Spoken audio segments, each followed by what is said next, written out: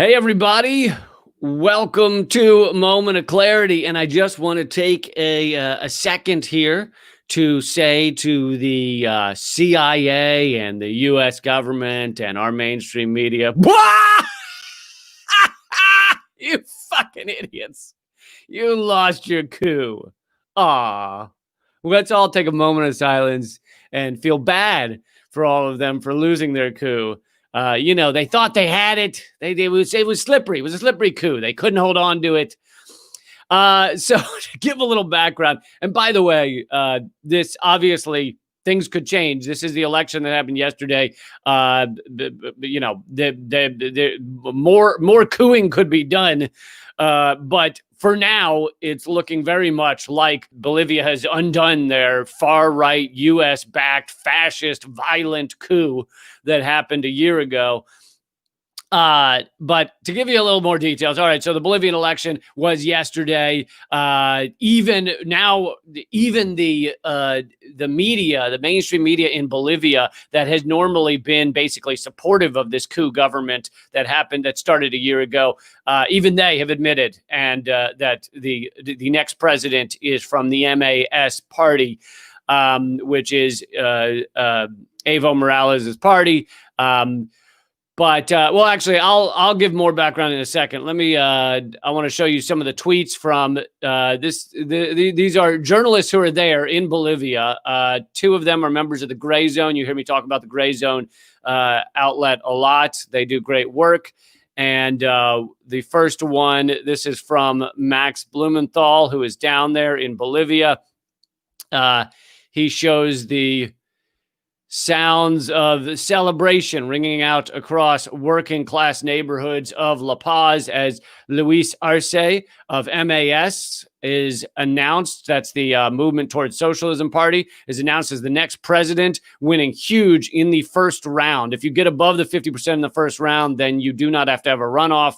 And as Max says, this is a dramatic repudiation of Áñez Murillo and its would-be neoliberal successor, Carlos Mesa. Áñez Murillo she was the interim, and I'm not going to play the video because you can't really hear much. It's basically people firing guns in the distance, but still cool to see the Bolivian people celebrating. Áñez Murillo is the unelected interim president who claimed at the beginning that she was only going to be interim president for a few months. And then they kept putting off the election because they knew they were going to lose. They could see the polling. And so they kept putting it off. And they finally had to have it. And despite all of their efforts, 2 days ago, Saturday, before the election, they filled the streets with the military to try and scare people. And anyway, despite all of this, basically, they just couldn't stop the flood of people that voted for MAS and, Evo Morales' party. This is another tweet. This is from Ben Norton, also with the Gray Zone, also in Bolivia. Even mainstream media outlets here in Bolivia that have obediently supported the coup regime are admitting that the Movement Towards Socialism, MAS party, won the election in a landslide. And then he goes on to say the Associated Press just vomits out imperialist propaganda. But here's a different tweet that I haven't yet read. Even mainstream Bolivian media is admitting that MAS has won. And here's a image of the media showing that Arce won 52.4% of the vote. Mesa, who was the right-wing coup successor, won 31.5%. Camacho, who I believe is also a far right-wing violent extremist, only got 14%. Anyway, what he's talking about with Associated Press is our mainstream media has to find a way to basically act like this isn't legit, act like there's problems with it. Associated Press tweeted out, Bolivians waited nervously for the results of Sunday's high-stakes presidential election, even as Evo Morales preempted authorities' slow vote count and declared his hand-picked candidate the victor. So the Associated Press trying to act like there's some sort of, illegitimacy to this, but even like Ben is saying, the right-wing media in Bolivia has admitted the truth. And let me show you one more. But Associated Press is just garbage. Let me show you one more tweet here. This is from Ali Vargas, who is a great journalist in Bolivia. He is Bolivian, and Ben Norton and Max are Americans who went down there to observe the elections. If you want to follow a journalist in Bolivia, this is a good one to follow. Ali Vargas says, on a personal level, I can't believe this is finally happening, but it's what we've always known. Despite the massacres, despite the persecution, despite the U.S. intervention, the MAS is back and even more powerful. They can't put a lid on the majority of the people.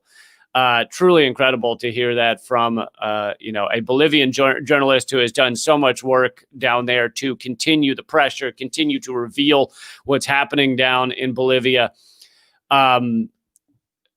So just to back up for a second, for those of you kind of new to this story, a year ago, over a year ago, I think, a U.S.-backed far-right-wing coup basically took place in Bolivia. They had an election. Evo Morales was running for another term. By the way, Evo Morales, he had been president for 14 years. He had cut extreme poverty significantly, cut poverty significantly, really helped the people. He was nationalizing, and this will become important in a second, nationalizing the lithium mines, which Bolivia is one of the largest holders of lithium in the world as a natural resource.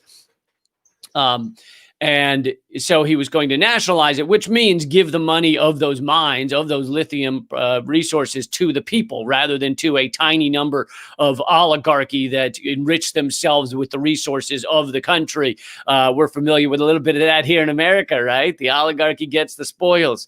They can dig into your land, find oil, steal all the oil, and they get all the money. You don't get any of the money when they dig down under and destroy the resources, destroy the planet. They get rich. You get nothing. It's so similar in Bolivia, but Evo Morales was changing that. So if even though he won the election, he won it by a smaller margin than yesterday's election. And so they basically had ready a standard coup operating procedure with help from the United States to declare the elections not legitimate, say that there was tampering, say Evo Morales didn't actually win, and then and once you get the certain percentage of the military or the military higher brass to switch, you take the military into the state house and say, we are the victors because Evo Morales was corrupt. And they did all of this, and the U.S. helped because U.S. media is actually very influential around the world. And so even though this is, New York Times and things like that, it's not like Bolivians aren't aware of what's being said in the New York Times, and a certain percentage, especially of like military and police and things like that, higher officials are going to believe this horse shit, and the countries around them, that provides a lot of pressure as well. And so I remember the headline the following day after they basically made Evo Morales flee for his life because they said, we'll kill you if you don't get out of here. Also, there were other his party MAS mayors that were being dragged out of their homes and beaten and humiliated in the streets, having their hair shaved off in front of the town square and shit like that. It was just a classic far right-wing U.S.-backed coup. And I remember the headline because I saved the newspaper I was using it on stage to show to people. The New York Times, the front page after Evo Morales was violently kicked out of his country, despite the fact that this coup regime had not won the election. Even if they wanted to say that a few points were stolen, they still hadn't won the election. Evo Morales had still gotten more votes. Even if they wanted to think there was going to be wanted to think there should be a runoff, he still got more votes.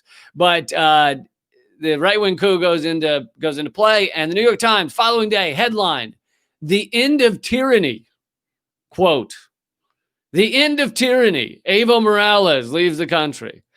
Totally fucking incredible that they would, put forward. I mean, doesn't shock anybody, right? New York Times, pile of shit. That's their job. That's what we do, right? We are a pile of shit. We do U.S. imperial coups around the world. That's our job. We try and make them seem legit. And New York Times was doing that. I'm sure Washington Post did it too. CNN, all of them.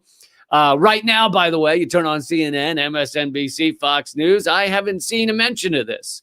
And I imagine if there is, they probably, lie just a little bit, say, the election seemed not quite legit or some garbage like that. But I think right now, as far as I've been able to tell, I think right now they're just not covering it because they don't want to mention that the U.S.-backed coup has failed, has been flipped.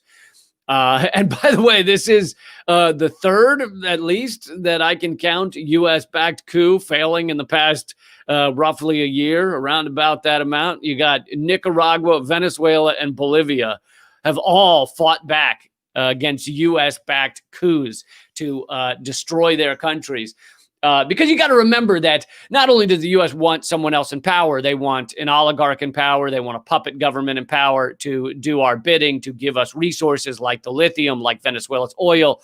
Not only do we want that, but we're the U.S. government and our CIA and everything are fine with just, the coup didn't quite work, but at least the country's collapsing. At least we created a failed state. Like, to them, that's also a success. I mean, it's so fucking cynical and disgusting. Anyway, so the U.S. media, as far as I can tell, is not even covering this. This, again, I mentioned this at the beginning, is not to say there aren't some difficult steps going forward. Just because MAS won the election does not mean it will necessarily be an easy transition. Hopefully the military respects the election results and, there's a peaceful transition of power. I very much hope that's what happens going forward. It seems to be headed in that way. But, there could be a lot of things that still get in the way. So people have to keep the pressure on. I mean, that's part of the reason that the socialist movement, the MAS, were able to achieve this election result at all, was because of the pressure that was kept on by so many people outside Bolivia, people inside Bolivia, the indigenous in that country. Something I didn't mention is Evo Morales is the first indigenous president of Bolivia. I think the first indigenous president in a long time, at least in South and Central America. But the indigenous are the majority of the population, and so this is, and similar with Venezuela. This is there's a racial aspect to this. This is the indigenous people taking their country back from a lighter-skinned oligarchy. These are shades, as is any skin color. But, Greg Palast did some interesting reporting on how if you look at the coup plotters, with the exception of Juan Guaido, he was picked because his skin color is slightly more indigenous looking.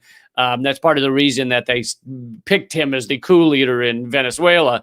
But for most of the people, if you look at trying to perpetrate this coup in Venezuela, even though they are Venezuelans, they are largely lighter-skinned Venezuelans because they are part of the former oligarchy in Venezuela, the whitish, not white, but whitish, leaders of that country. And if you look at Maduro and his government and the people in power, it's largely, slightly darker skin, more indigenous. Now, obviously, I'd like to live in a world where we no longer talk about skin color, but we unfortunately live in a world where it does matter in the sense like this is the indigenous people taking back their country against a whiter oligarchy.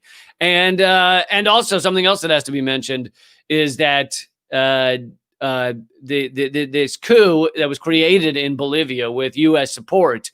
There's a now famous tweet that has since been deleted by Elon Musk because, as I mentioned, Bolivia has one of the largest lithium resources in the world. Many people believe that part of the main reason for this Bolivian coup that the U.S. helped create was to give the U.S. the lithium resources, sell the lithium resources to the U.S. and other Western countries. And the lithium is becoming more and more important. Lithium batteries are more important. So lithium resources are just, they're becoming like a new oil in a lot of ways. And so when people realized this after the coup happened, after the violent coup happened, somebody brought this up to Elon Musk, how much he was going to benefit from this lithium being sold to the U.S. rather than being sold fairly around the world, and the proceeds going to the money going to the actual people in Bolivia. Instead, you're given, pennies on the dollar sales by some puppet government the U.S. has put in there. And Elon Musk tweeted in response, "We'll coup whoever we want to coup. Deal with it." Now, whether he thought that was funny or whether he was literally admitting that he somehow helped pressure people to create this coup or somehow knew he was benefiting from it, it's tough to say. But either way, even if he did just think it was hilarious to tweet that, it's still revolting, disgusting. And it shows he has no care for what happens in these countries, especially when his companies benefit from them. But that's the truth of it, right? That he's saying something that's true, and I think, he thought it'd be funny to speak the truth, and a lot of people did not find it funny. Instead, they found it to be fucking revolting that the U.S. destroys countries in order to steal resources. So this is a huge moment in Bolivia's history. By the way, something else interesting to notice that in this election is pivotal in these results were the exit polls, because the exit polls came out before the official results and made it so that the official results could only be somewhat doctored. Like, you can't, if there's exit polls showing MAS won by 15 or more percentage points, and then you show official results that show MAS losing by 5 points, the shift, you'd have riots in the streets. It'd be insane. And the officials kind of know this. They can't go that different from the exit polls.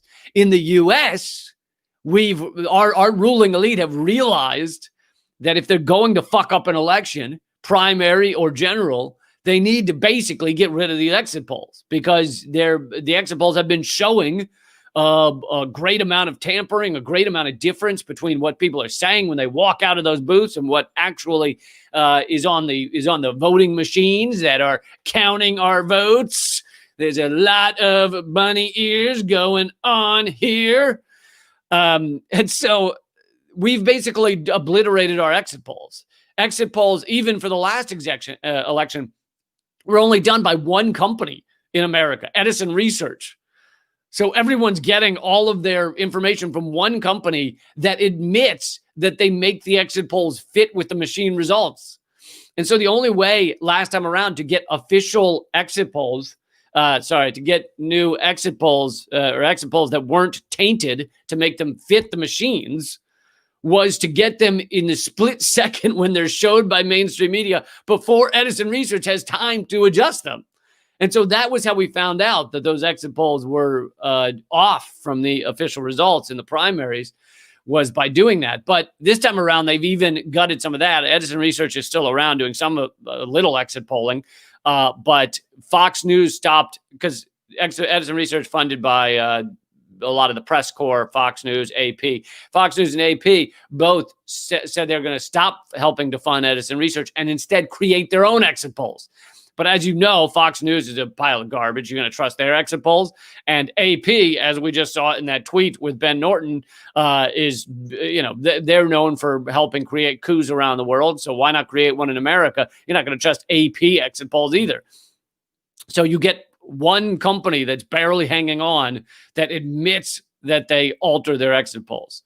So America has a far less legitimate election system than a lot of countries, because we act like the exit polls can't work. We just don't know what's going on. So now they've started only reporting on the mainstream media partial results. They'll say like, oh, look at this. The exit polls show this many people who voted cared about healthcare. And they'll do that kind of shit because you can't analyze those numbers to do anything useful in the overall election. But they won't say the exit polls showed this many people voted for Biden or Trump. I don't think they will. I mean, it'll be interesting to see. But in this last midterm election, they avoided doing that because they don't want people knowing that the exit polls don't fit with the machine results. So these exit polls in Bolivia proved fairly pivotal for people to know going into the official results that the exit polls already showed MAS Evo Morales' party, although he was not allowed to run because the coup government thought they had a better shot of winning if they stopped Evo Morales from running. So like I said, people have to pay attention to this, keep going, keep talking about this, because it'll make it harder for some sort of, faulty transfer of power or non-existent transfer of power to happen. I just like to conclude by saying once again to the CIA, to the U.S. government, to the State Department, to Mike Pompeo, to Donald Trump, you fuck faces. And Joe Biden. Joe Biden, of course, supports all our coups. I mean, he tweeted a week ago that we need to care about human rights in Nicaragua, Venezuela, and Cuba. Why do you think he picked those three countries? He picked those three countries because they're not bowing down to American imperialism. That's why he picked those three countries. So Biden's part and parcel with this horse shit as well. Anyway, congrats to Bolivia and Nicaragua and Venezuela for fighting off the American coup machine trying to destroy their countries. Please share this. If you like these videos, please go to leecamp.com, sign up for the free email list. You can also sign up in America by texting the word redacted to 33777. That's 33777. Type the word redacted, hit send, and that'll sign you up to the free email list. I do these videos almost every single weekday, except sometimes. And but you're not going to see them often on your feed. Those of you watching right now, because you saw it on a feed, you're the lucky ones. You're a tiny percentage of the followers. So the way to get my videos is to actually go to leecamp.com and look them up, hopefully every day if you'd like. And my podcast is called Common Censored. My other podcast is Government Secrets. They're all free. Check them out. Keep fighting.